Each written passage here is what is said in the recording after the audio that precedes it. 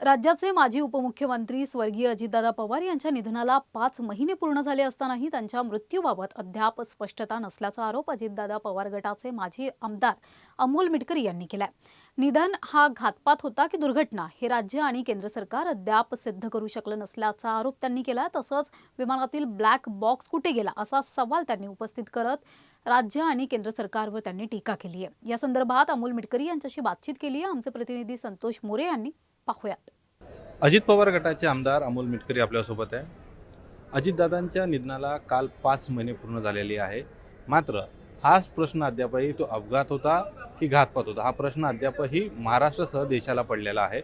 अनेकदा ह्या संदर्भात अमोल मिटकरी यांनी सभागृह असो किंवा बाहेर असो अनेकदा प्रश्न उपस्थित केलेले आहे. मात्र याला अद्याप उत्तर मिळालेलं नाही. आवाज इंडियामध्ये अमोलजी आपलं स्वागत आहे. अजितदादाच्या निधनाला काल 5 महिने पूर्ण झालेले आहे. अपघात की घातपात अद्यापही उत्तर मिळालेलं नाही. मिळणार पण नाही, कारण तो घातपातच होता. तो अपघात असता तर सरकारच्या यंत्रणा, CBI आणखी ज्या काही यंत्रणा त्यांनी मार्गाला लावलेल्या आहेत त्याचं काहीच झालेलं नाही. DGCAचा अहवाल पण अद्याप आलेला नाही. ब्लॅक बॉक्स कोण्या कचरापट्टीत नेऊन टाकला आहे डस्टबिनमध्ये ते पण मुरली मोहोळ साहेब काही सांगत नाही आहेत. त्यामुळे विमानाचा घातपात होता हे सिद्ध होते. विमानाचा अपघात असता तर सरकार किंवा IB किंवा CID यांना सांगायला काही अडचण नसती.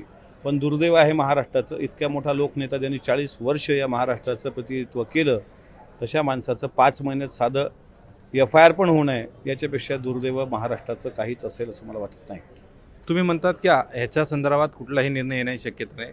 राज्यात आणि केंद्रामध्ये दोन्ही ठिकाणी तुमचं सरकार आहे. अजितदादाचं समर्थनात ते सरकार आहे. वरती पंतप्रधान नरेंद्र मोदी यांना आणि इथं देवेंद्र फडणवीस यांच्या नेतृत्वामध्ये.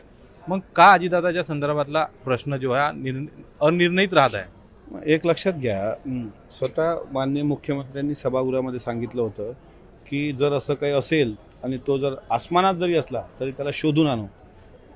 आम्ही म्हणतो की चला मान्य करतो तसं काही नसेल, पण ब्लॅक बॉक्स तर आहे ना, ब्लॅक बॉक्स नावाचा प्रकार, तो तरी शोधून द्या. आता तुम्ही हे काहीच करत नाही आहे म्हणजे मग केंद्रात आणि राज्यात BJPचं सरकार, आम्ही महायुतीमध्ये सहभागी, आणि तुम्ही काहीच करत नाही आहे. म्हणजे याला काय समजायचं? याचं असं समजायचं का आम्ही की तुम्हाला अजितदादांचा विशेष महाराष्ट्राच्या पटलावर आणायचा नाही आहे? कारण असं आहे, श्रद्धांजली वाहणं, त्यांच्या जयंत्या साजऱ्या करणं, त्यांचे पुतळे उभारणं. आता तुम्ही विधान भवन परिसरात दादांचं स्मृती भवन बांधू, त्याला जागा देऊ, झालं ना आता 6 महिने, एक अधिवेशन पार पडलं, अद्यापही कुठली जागा आहे, कुठली जागा आरक्षित केलेली आहे याच्या बाबतीत कोणीच चकार शब्द बोलायला तयार नाही. त्याच्यामुळे मला असं वाटते की हा विषय सरकारलाच नको आहे, हा विषय सरकारने थांबवला आहे. मग ह्या सरकारला जरी नसेल, म्हणून अजित पवार गटाचे जे आमदार आहे किंवा खासदार आहे, मंत्री आहे, ह्या संदर्भात आवाज विधानसभेमध्ये सभागृहामध्ये का उचलत नाही आहे? कुणाच्या दबावामुळे हा उचलण्यात येत नाही?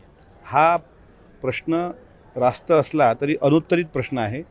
जितके आमदार आमच्या पक्षाचे आहेत हा प्रश्न त्यांना विचारला पाहिजे. त्यांना जर वाटत असेल असं कोणी विचारत नाही तर महाराष्ट्रात त्यांना 2029च्या निवडणुका इतक्या सोप्या राहिलेल्या नाहीत किंवा राहणार नाहीत. कारण अजितदादांचा चेहरा होता विधानसभेच्या वेळी, म्हणून अजितदादाच्या चेहऱ्याला एक किंमत होती आणि त्या किंमतीच्या भरोशावर हे सर्व आमदार 42 आमदार आमचे निवडून आले होते. आता अजितदादाचा चेहरा नाही आहे यावर्षी, तुम्हाला फक्त वापरावं लागेल अभिवादन म्हणून. पण जनता विचारेल ना की मग अजितदादांच्या नंतर 5-6 अधिवेशनात तुम्ही उपोषण का नाही मांडलं, पायऱ्यांवर का नाही बसले? ठीक आहे ना, अपघात नाही आहे असं मानूया, म्हणजे घातपात नाही आहे असं मानूया, पण अपघाताचे डिटेल्स तर आले पाहिजे. नेमकं काय झालं?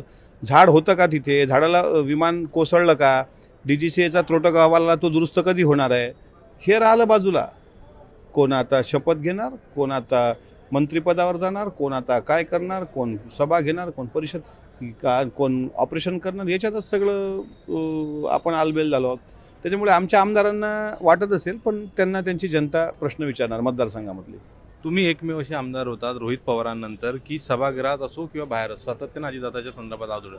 मात्र ज्यावेळेस आमदारकीचा विषय आला त्यावेळेस तुम्हाला नाकारण्यात आला आणि त्या ठिकाणी दुसऱ्या एका युवा नेत्याला या ठिकाणी आमदारकी देण्यात आलेली आहे. मात्र नेमकं तुम्हाला काय डावलण्यात आलं? कारण तुम्ही अजितदादाच्या अतिशय जवळच्या आमदार, कार्यकर्ता आणि स्थानिक सर्व गोष्टीपासून तुम्ही सोबत होता. तर असं काय झालं की अजितदादाचा आवाज उचलला त्यामुळे तुम्हाला डावलण्यात आलेला आहे? हे निर्णय घेण्याचा अधिकार सर्वस्वी आदरणीय सुनेत्रा वहिनींना होता. सुनेत्रा वहिनींनी घेतलेला निर्णय हा पक्षाचा निर्णय समजून, ठीक आहे, आपल्यापेक्षा कॅपेबल लोक, म्हणजे जसं दत्तामामा भरणेंनी म्हटलं होतं, मेरिटनुसार जिशान सिद्दीकींना दिलं गेलं, त्यातही आम्ही त्यांचं स्वागत केलं. अनिकेत भाई आले तटकरे, त्यांचं पण स्वागत आहे. विक्रम काकडेजी आले, त्यांचं पण स्वागत आहे. शेवटी हा निर्णय पक्षाचा असतो. माझ्यापेक्षा उत्तम संसदपटू पक्षामध्ये माझ्या वयाचे असल्यामुळे त्यांना संधी मिळाली. आपल्याला थोडं ठेवलं, एक वेळ दिली संधी. वारंवार संधी राजकारणात भेटत नसते. ती फक्त उद्धव साहेबांच्या शिवसेनेत भेटते. अनिल परब साहेब बघा, किंवा काँग्रेसमध्ये बाई जगताप आहेत, त्यांना भेटू शकते. किंवा आता शिंदे साहेबांच्या सेनेत मनीषाताई कायंदे असतील, नीलमताई असतील, यांना परत संध्या भेटल्या. त्यांच्याकडं मेरिटवाले तसे नसतील. आमच्याकडं एकापेक्षा एक मेरिटवाले असल्यामुळे आपल्याला थोडं शांत राहावं लागलं. एकंदरीत आता आजकाल जे राम मंदिरामध्ये दानपेटीमधून मोठ्या प्रमाणामध्ये चोरी झालेली आहे. कसं पाहता, कारण राम मंदिर हे आराध्य दैवत म्हणून महाराष्ट्र देशातल्या लोकांचं आहे आणि अशा प्रकारे चोरी होते, कसं पाहता तुम्ही? देऊळीचा देव मेला अंतरीचा जागवारे, असं तुकारामांनी म्हटलं. किंवा सीता मैया भी परेशान हो गई इन लोगों के काम से और सारे पैसे खा गए उनके पती के नाम से. त्याच्यामुळे आता देवळातला देव जर सुरक्षित नसेल तर माणसं कशी सुरक्षित राहतील? ही दोन उदाहरणं खूप काही सांगून जातात. अजितदादांच्या विमानाच्या अपघातानंतर चकार शब्द न निघणे आणि रामाच्या मंदिरातली दानपेटी चोरून नेल्यानंतर एकही सत्तेतला आमदार न बोलणे, किंवा शिवाजी महाराजांच्या जिरेटोपावर जैन समाजाच्या लोकांनी त्यांचा झेंडा चढवला. महाराष्ट्राच्या भावना तीव्र व्हायला पाहिजे होत्या, त्या पण झाल्या नाहीत. त्याच्यामुळे सध्या संवेदना बोथट आहेत. आता राम मंदिर काही दिवसांना रामाला चोरून नेलंच नाही लोकांनी. राम हा ब्रँड बनवला आहे पक्षाचा काही लोकांनी. त्यामुळे आता काय म्हणता येईल त्याला, मंदिरात देव सुरक्षित नाहीत आणि घरात लेकी सुरक्षित नाहीत, अशी परिस्थिती केंद्र आणि राज्य सरकारच्या कायदा सुव्यवस्थेवर प्रश्नचिन्ह निर्माण करणारी आहे. योगी आदित्यनाथ किती म्हणत असले की असं झालेलं नाही, तर त्यांनी ते, मला असं वाटते की तिथे जे 2 राजीनामे झालेत त्या विश्वस्तांचे, ट्रस्टींचे, तर ते राजीनामे का झालेत? त्यांनी नैतिकतेच्या जोरावर ते राजीनामे दिलेत, म्हणजे त्यांनी गुन्हा कबूल केला आहे. मग त्यांना तुम्ही काय शिक्षा करणार? कारण तिथे जन आंदोलन उभं करून लोकांनी राम मंदिराचे पायाभरणी केली, विटा दिल्या, अनेक लोकांनी जीव दिले. ते सगळं पाण्यात गेलं. आणि चोरणारे कोण होते? तर आपले हिंदूच होते. एखाद्या मुसलमानानं, ख्रिश्चनानं चोरलं असतं तर देश पेटला असता. पण आपल्याच लोकांनी पाप केलंय ना, मग झाकून ठेवायचं. एकंदरीत आता हा पाप जरी, मात्र कुठेतरी काल उद्धव ठाकरे यांना एका सभेमध्ये म्हटलेलं आहे की भारतीय जनता पार्टी ही भारतीय जनता पार्टी नसून बाबर जनता पार्टी आहे. उद्धव साहेबांनी म्हणण्याचा त्यांना अधिकार आहे. मला तसं म्हणता येणं योग्य वाटणार नाही, कारण मी महायुतीतला घटक आहे. त्यामुळे तसं म्हणता येणार नाही. पण जे काही आरोपी असतील ते योगी आदित्यनाथ सरकारने शोधावे. आणि हिंदू असो का कोणी असो, आता हिंदूच आहे ना, मग आपला असला तरी सोडायचं नाही, हे शिवाजी महाराजांनी सांगितलेलं आहे. सखुजी गायकवाड नावाच्या सख्या मेवण्यानं अत्याचार केला तर महाराजांनी त्याला पाठीशी नाही घातलं, त्याचे हातपाय तोडले होते. मग त्या विचारावर जर राज्य चालतंय तर मग हे जरा योगी आदित्यनाथ सरकारने जरा जनतेच्या समोर आणावं, सांगावं महाराष्ट्राला, देशाला. त्याच्यामुळे रामांच्या भक्ताच्या भावनेशी हा खेळ झाला आहे.